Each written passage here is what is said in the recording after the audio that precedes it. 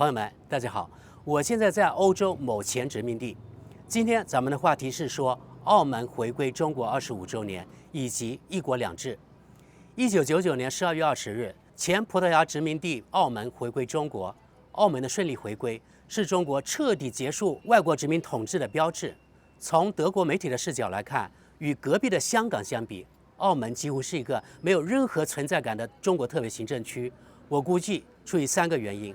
第一，原殖民国葡萄牙只是一个欧洲二流小国，在世界上也没有什么话语权，所以在政治上想操弄澳门，可以说它是心有余而力不足。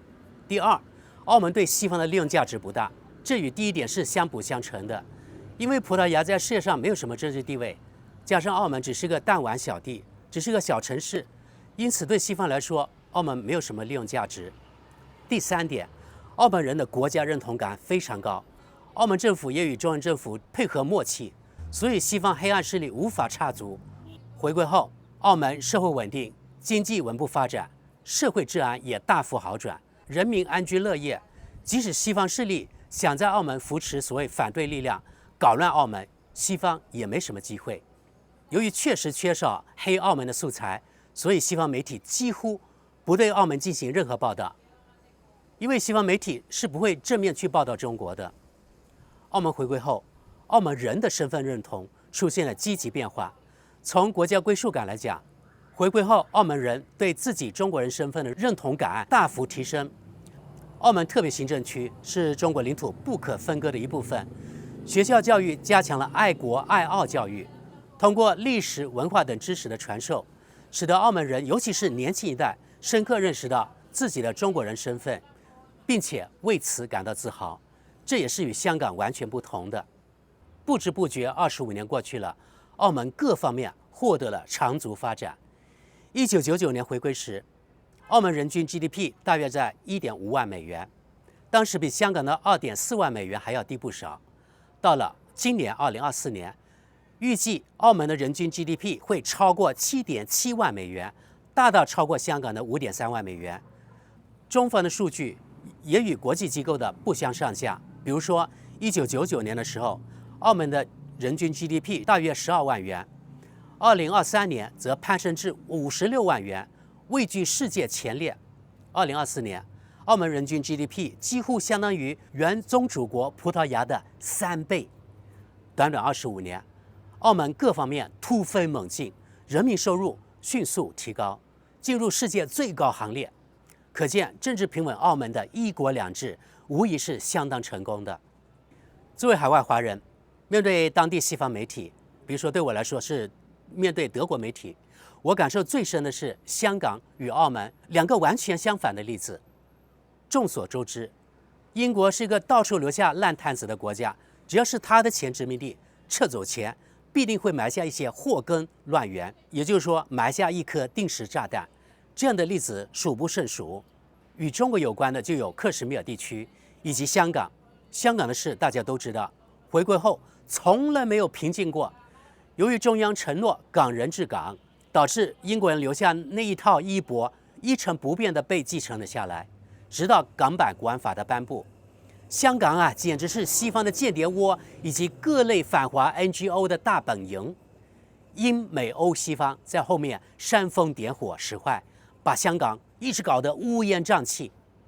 在2019年发生暴乱后，中央才痛定思痛，大力整治香港乱象。但回归后，好像没有好好注重国家认同的教育，导致港人的身份认同与澳门有天壤之别。而同期，香港的经济被西方政治介入所拖累，使内地与香港经济无法进行最佳合作。1999年，香港的人均 GDP 已经达到 2.4万美元。2024年，估计香港的人均 GDP 为 5.3万美元。与澳门相比，香港的进步显然小得多。同时期一河之隔的深圳，却发生了翻天覆地的变化，一跃成为世界著名的高科技产业中心之一。而香港却在不停地搞政治斗争，由于外国势力的操纵，妄图割裂香港与内地，特别是香港与深圳的联系，使香港白白丧失了宝贵的发展机遇和时间，这无疑非常令人痛心。与香港恰恰相反，回归后，澳门积极融入中华大家庭，融入大湾区。在中央政策的大力支持下，澳门由东方小城变成世界著名的旅游休闲中心，社会、经济、民生、福利以及居民生活水平或大幅提升，澳门国际地位也大幅攀升。对本地居民而言，澳门回归后，社会保持长期稳定带来的感受是最为真切的。回归的前几年，澳门经历过一段黑社会横行、血雨腥风的日子。回归后，一切都变得不一样，治安状况迅速改善，成为世界上最安全的城市之一，为吸引上千万访澳旅客提供了保障。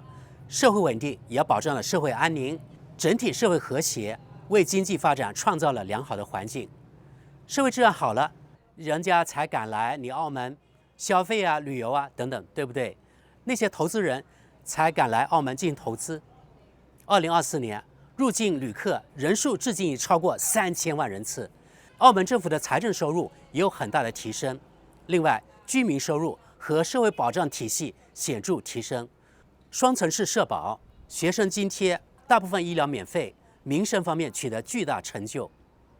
但是在过去，由于澳门经济相对单一，主要以博彩业为主，抗压能力较弱，澳门特别行政区政府也认识到这一点。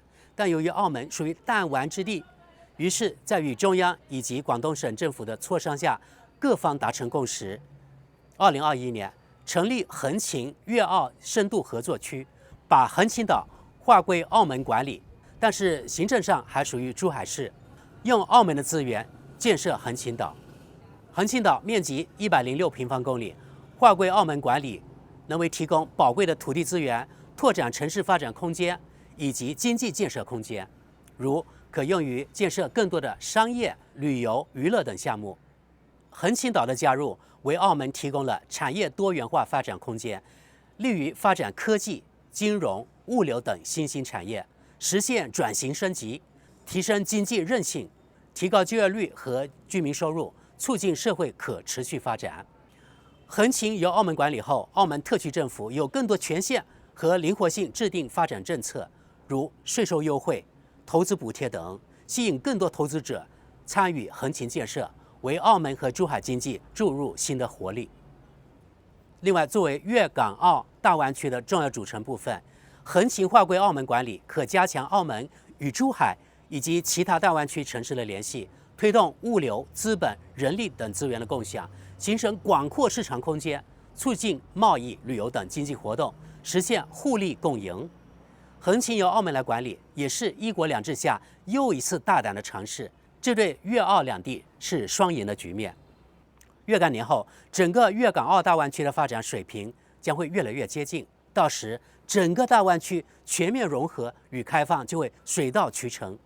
今天的努力也是为今后全面实现一国一制打下坚实基础。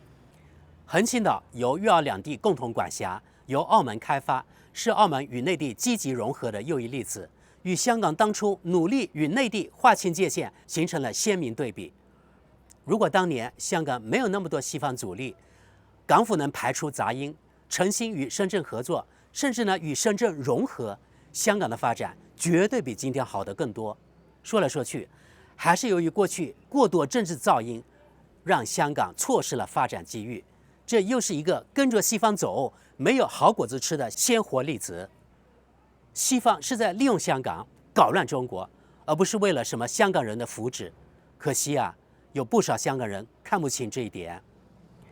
发展经济、改善民生是澳门特区政府成立25年来一直秉持的政策大原则。回归后，澳门的社会福利全方位大幅提升，标志性的包括2006年起实施15年免费教育，常年实施学生以及长者免费医疗。2008年至今不间断推行现金分享计划，还富于民。由于澳门政府管理有方，政府财政充裕，为改善民生、提升社会福利、照顾老弱病残等打下了坚实基础。很多澳门老人说，回归澳门前想都想不到有那么多福利。说到民生，又不得不与香港进行比较，那就是住房。众所周知，香港的房地产被少数几家财团把持，故意把香港的房产炒到天价。香港人均居住面积少得可怜，大概只有10到15平方米。有不少香港社会底层老人，甚至呢现在还住在鸟笼屋或者叫棺材屋里。即使回归了27年，也没有很大的改观。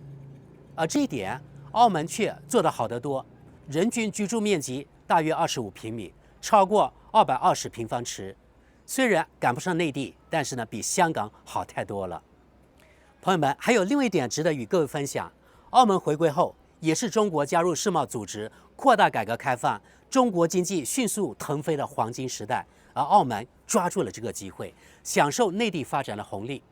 由于与珠海紧紧相连，在全中国全面推进高铁后，澳门与珠海其实形同同城，交通的便利也方便更多的内地游客前往澳门。从广州每天有无数高铁及动车前往珠海。